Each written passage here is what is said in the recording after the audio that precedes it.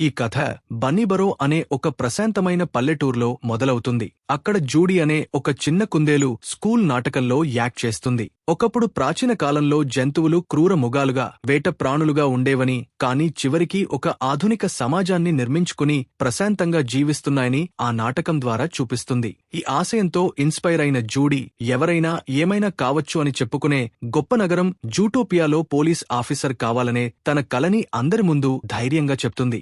ఆమె మాటలు అందరినీ ఆశ్చర్యపరుస్తాయి. కాని క్రౌడ్లో ఉన్న గిడియన్ అనే ఒక చిన్న నక్క, ఒక బుల్లి కుందేలు పోలీస్ ఉద్యోగానికి అసలు సెట్ కాదని ఎగతాళి చేస్తాడు. ఆమె మంచి కోరే తల్లిదండ్రులు బాన్నీ మరియు స్టూవర్ట్ కూడా క్యారెట్ వ్యవసాయం లాంటి ప్రశాంతమైన ఉద్యోగాన్ని ఎంచుకోమని సలహా ఇస్తారు. అయినా జూడీ భయపడి తన భవిష్యత్తును వదులుకోవడానికి ఒప్పుకోదు. ఆ తర్వాత గిడియన్ చిన్న పిల్లలను వేధిస్తూ వాళ్ల ఎంట్రీ టిక్కెట్లను లాక్కున్నప్పుడు జూడీ ధైర్యంగా వాళ్లకు హెల్ప్ చేయడానికి వెళ్తుంది. ఆమె ధైర్యం కనిపించినా ఆ గొడవ కాస్త పెద్దదవుతుంది.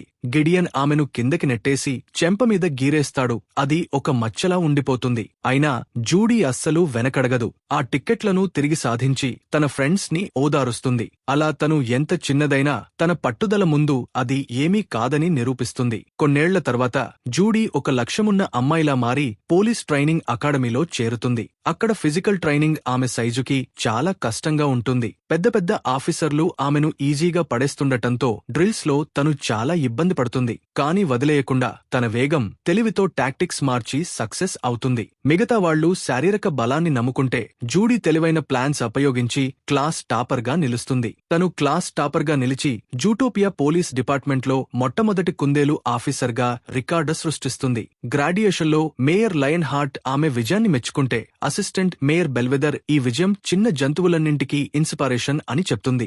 జూడీకి తన కలలు నెరవేరుతున్నాయని అనిపిస్తుంది. తను ఎంతో ఎగ్జైట్మెంట్ తో, పట్టుదలతో బన్నీబరో నుంచి బయలుదేరుతుంది. ఇతర జంతువుల వల్ల ఎక్కడ ప్రమాదం జరుగుతుందో అని భయపడుతున్న ఆమె తండ్రి ట్రైన్ ఎక్కే ముందు ఆమెకు ఒక డిఫెన్స్ స్ప్రే ఇస్తాడు. ఆ పెద్ద నగరానికి ఆమె ప్రయాణం అద్భుతంగా సాగుతుంది. ఆ train Sahara square, tundra town మరియు రైన్ ఫారెస్ట్ డిస్ట్రిక్ట్ లాంటి విభిన్న వాతావరణ మండలాలు దాటుకుంటూ వెళ్తుంది. ఆ సిటీ ఎంతో సరదాగా, కొత్తగా, అవకాశాలతో నిండినట్లు కనిపిస్తుంది. ఆమె అనుకున్నట్లే ఉంటుంది. కానీ రోజువారీ లైఫ్ మొదలవ్వగానే సమస్యలు ఎదురవుతాయి. ఆమె ఉండే అపార్ట్మెంట్ చాలా చిన్నగా, పాతబడి, గోలగా ఉండి ఆమె అనుకున్న దానికి చాలా దూరంగా ఉంటుంది. అయినా జూడీ ఆశావాదంతోనే ఉంటుంది. డ్యూటీలో మొదటి రోజే తీవ్ర నిరాశ ఎదురవుతుంది. చీఫ్ బోగో ఆమె జంతుజాతిని చూసి తక్కువగా అంచనా వేస్తూ క్రిమినల్ కేస్ ఇవ్వకుండా పార్కింగ్ డ్యూటీ వేస్తాడు. నిరాశపడినా తన పనిని అద్భుతంగా చేసి నిరూపించుకోవాలని జూడీ డిసైడ్ అవుతుంది. మధ్యాహ్నంలోపే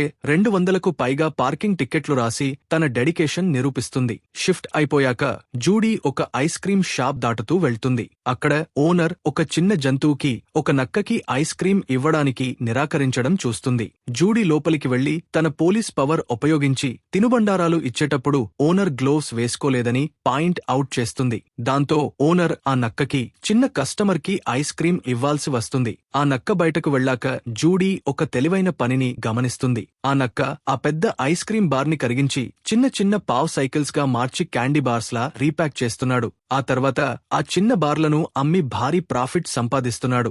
జూడీ నిక్ దగ్గరకు వెళ్లి అతడి స్కీమ్ గురించి ప్రశ్నిస్తుంది. నిక్ దాన్ని దాచకుండా తన బిజినెస్ రూల్స్ కి లోబడే ఉందంటూ కాలర్ ఎగరేస్తాడు. అంతేకాకుండా జూడీ కలల నగరం గురించి ప్రశ్నిస్తూ జూటోపియా అంటే మ్యాజిక్ లాగా కలలు నిజమయ్యే చోటు కాదని చెప్తాడు. మరుసటి రోజు అరుదైన పూల దుంపలను దొంగిలించిన డ్యూక్ విజల్టన్ అనే దొంగను పట్టుకోవడానికి జూడీ పోలీస్ రూల్స్ పక్కనబెట్టి చేజ్ చేస్తుంది. ఆ చేజింగ్ మధ్యలో ఒక పెద్ద రోలింగ్ డోనట్ ప్రదర్శన నుంచి ఫ్రూ అనే ఒక చిన్న మూషికాన్ని జూడీ కాపాడుతుంది. చీఫ్ బోగో తన ఆర్డర్స్ వినలేదని జూడీపై చాలా సీరియస్ అవుతాడు. సరిగ్గా అదే టైంలో మిసెస్ ఆటర్టన్ అనే ఒక ఆందోళనలో ఉన్న ఆటర్ వచ్చి ఇటీవల మాయమైన చాలా జంతువులలో ఒకరైన తన భర్త ఎమ్మిట్ ను వెతకమని వేడుకుంటుంది.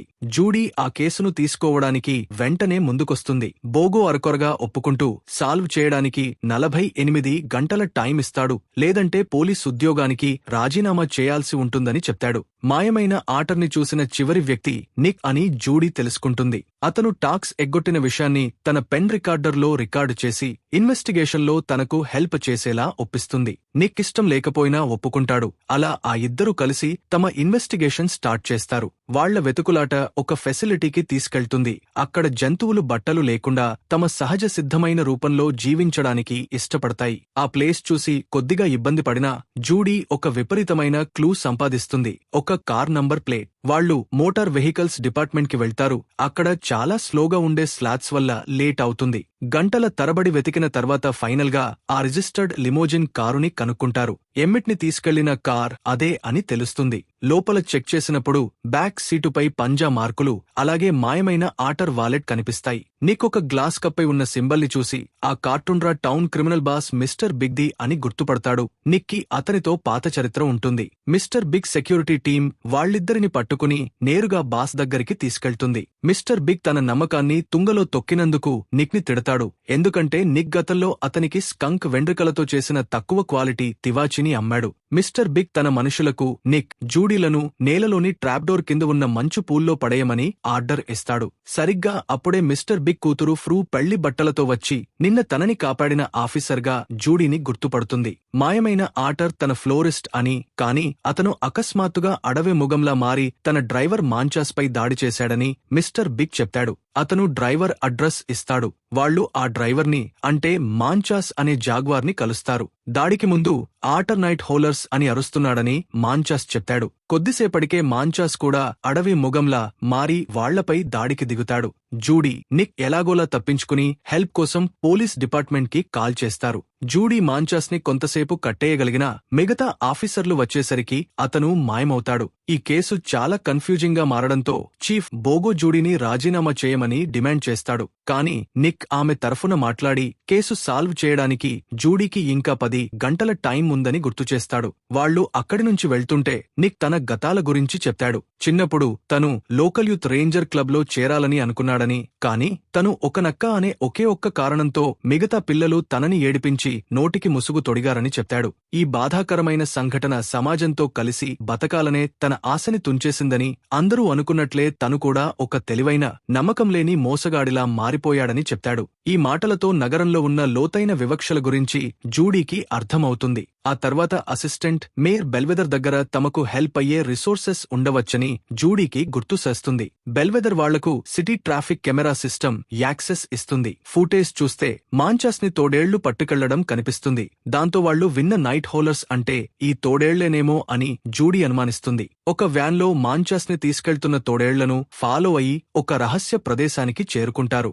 జూడీ, నిక్ ఒక సీక్రెట్ బిల్డింగ్ ని కనుగొంటారు. అక్కడ వాళ్లకు ఒక షాకింగ్ నిజం తెలుస్తుంది. మాయమైన క్రూర జంతువులన్నింటినీ మేయర్ లయన్ హార్ట్ ఆర్డర్స్ తోనే లాకప్ లో ఉంచారు. జూడీ సీక్రెట్ గా దాని వీడియో ప్రూఫ్ రికార్డ్ చేసి చీఫ్ బోగోకి పంపుతుంది. లయన్ హార్ట్ మరియు అతని మనుషులను అరెస్ట్ చేస్తారు.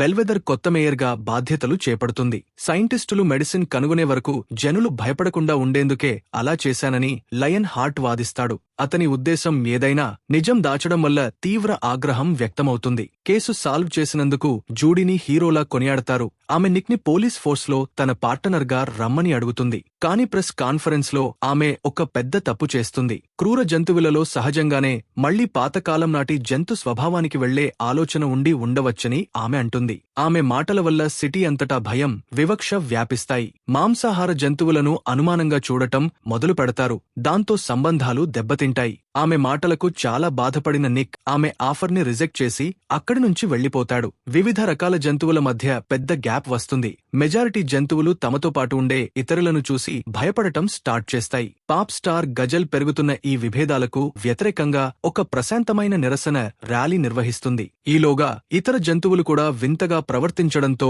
మరిన్ని కేసులు నమోదు అవుతాయి. సాధు జంతువులే ఎక్కువ జనాభా ఉన్నారని, అందుకే జనం ధైర్యం కోసం జూడీ డిపార్ట్మెంట్ ముఖచిత్రంగా ఉండాలని బెల్వెదర్ చెప్తుంది. సాటిలో జరిగిన గందరగోళానికి తనదే బాధ్యత అని గిల్టీగా ఫీల్ అయిన జూడీ తను మంచి కంటే చెడే ఎక్కువ చేశానని భావించి రాజీనామా చేసి బన్నీబరోకి తిరిగి వెళ్లిపోతుంది. ఫామ్ దగ్గర ఆమెకు పెద్దయ్యాక ఒక సక్సెస్ఫుల్ బేకర్ అయిన గిడియన్ గ్రే కనిపిస్తాడు. జూడీ ధైర్యం చూసి తాము కూడా పాత పగలు వదిలేశామని, అందుకే గిడియన్తో పార్ట్నర్షిప్ కుదుర్చుకున్నామని ఆమె పేరెంట్స్ చెప్తారు. గిడియన్ చిన్నప్పుడు చేసిన దానికి జూడీకి మనస్ఫూర్తిగా సోరీ చెప్తాడు. ఈ సంభాషణ ఆమెకు మంచి మార్పు సాధ్యమే అని గుర్తుచేస్తుంది. ఆ తర్వాత నైట్ హోలర్స్ అంటే తోడేళ్లు కాదని, జంతువులు తింటే అడవి ముగాల్లా మారే విషపూరితమైన పువ్వులు అని పేరెంట్స్ ద్వారా తెలుసుకుంటుంది. ఇదంతా ఎవరో కావాలని చేస్తున్నారని గ్రహించిన జూడీ కొత్త ఉత్సాహంతో సిటీకి తిరిగి పరిగెడుతుంది. నిక్ని కలుసుకుని మనస్ఫూర్తిగా సోరీ చెప్పి తన కనుగోలు గురించి చెప్తుంది. అతడు ఆమెను క్షమించి ఆ కేసుని సాల్వ్ చేయడానికి మళ్లీ ఇద్దరూ ఒకటవుతారు. వాళ్లు డ్యూక్ని పట్టుకుంటారు. దొంగిలించిన ఆ పూల దుంపలు డగ్ అనే గొర్రె కోసం అని అతడు ఒప్పుకుంటాడు. ఆ క్లూ ఆధారంగా ఒక పాడైపోయిన ట్రైన్ బోగీలో దాగి ఉన్న సీక్రెట్ ల్యాబ్ని కనుగొంటారు. అక్కడ డగ్ ఒక కెమిస్ట్ మరియు స్నైపర్గా పనిచేస్తూ ఆ మొక్కల విషాన్ని ద్రవ రూపంలోకి మారుస్తున్నాడు. ఆ ఫార్ములాని ఒక డాట్ గన్లోకి నింపి అనుకున్న టార్గెట్ పై ప్రయోగిస్తున్నాడు. జూడీ, నిక్ ఆ డాట్ గన్ మరియు సీరం శాంపిల్ని లాక్కుని ప్రూఫ్ ఇవ్వడానికి ఆ ట్రైన్ బోగిని తోలుకుంటూ వెళ్లడానికి ట్రై చేస్తారు. డగ్ మనుషులు వాళ్లను ఆపడానికి వెంటపడతారు. ఆ ట్రైన్ క్రాష్ అయి నాశనమైన నిక్ ఆధారాలు సీరంని కాపాడుకోగలుగుతాడు. వాళ్లు ఒక హిస్టరీ మ్యూజియం గుండా వెళ్తారు. కానీ పోలీస్ హెడ్ క్వార్టర్స్ కి వెళ్లే ఎగ్జిట్ దగ్గరికి రాగానే మేయర్ బెల్వెదర్ వాళ్లకు అడ్డంగా నిలబడుతుంది. ఆమె పక్కన పోలీస్ యూనిఫాంలో ఉన్న ఇద్దరు గొర్రెలు ఉంటారు. వాళ్లు ఇందాక వాళ్లను తరిమిన వ్యక్తులే. ఈ భేటీతో అసలు నిజం బయటపడుతుంది. ఈ ప్లాన్ మొత్తానికి మేయర్ బెల్వెదరే అసలు మాస్టర్ మైండ్. బెల్వెదర్ ఆధారాలున్న కేస్ని లాక్కుంటుంది. నగరంలో భయాన్ని సృష్టించి ప్రజలను విడదీయడానికే ఆమె ఈ దాడి ప్లాన్ చేసింది. తద్వారా మెజారిటీ ఉన్న సాధు జంతువులు గవర్నమెంట్ని తమ కంట్రోల్లోకి తీసుకోవచ్చు. జూడీ, నిక్లను ఒక ఎగ్జిబిట్ గుంతలోకి తోసేస్తారు. దాంతో జూడీ కాలికి దెబ్బ తగులుతుంది. నిక్ పిచ్చిగా మారి జూడీపై దాడి చేస్తాడనే ఆశతో బెల్వెదర్ అతనిపైకి ఒక డాట్ విసురుతుంది. ఆపై పోలీస్ డిపార్ట్మెంట్కి కాల్ చేసి ఒక క్రూర జంతువు ఆఫీసర్పై దాడి చేస్తుందని చెప్తుంది. కానీ నిక్ కంట్రోల్ తప్పినట్లు నటిస్తాడు అంతే. ఎందుకంటే వాళ్లు అంతకుముందే లాంచర్లోని విషపూరిత డాట్లను మామూలు బ్లూబెర్రీస్తో మార్చేశారు. పైగా బెల్వెదర్ నిజం ఒప్పుకున్న మాటలన్నింటినీ జూడీ తన పెన్లో రికార్డు చేస్తుంది. చీఫ్ బోగో, మిగతా ఆఫీసర్లు వచ్చి బెల్వెదర్ని అరెస్టు చేస్తారు. ఈ కుట్ర బయటపడ్డాక సైంటిస్టులు ఎఫెక్ట్ అయిన జంతువులను మామూలు స్థితికి తీసుకురావడానికి విరుగుడు కనిపెడతారు. నగర ప్రజలను ఇబ్బంది పెట్టిన గందరగోళం, అనుమానాలు తొలగపోయి నగరం మళ్లీ సాధారణ స్థితికి వస్తుంది. జూడీకి పోలీస్ ఫోర్స్లోకి తిరిగి గ్రాండ్ వెల్కమ్ లభిస్తుంది. నిక్ డిపార్ట్మెంట్లోనే మొట్టమొదటి నక్క ఆఫీసర్గా తన కలను నెరవేర్చుకుంటాడు. ఇద్దరూ పార్ట్నర్స్ గా మారి తమ నెక్స్ట్ కేసు కోసం కలిసి బయలుదేరుతారు. సరదాగా ఉండే ఒక చివరి సీన్లో వాళ్లు ఓవర్ స్పీడ్తో వెళ్తున్న ఒక కార్ని ఆపుతారు. డ్రైవర్ని చూస్తే అంతకుముందు చూసిన చాలా స్లోగా ఉండే ఫ్లాష్ అనే స్లాత్ అని తెలుస్తుంది. Please like and subscribe.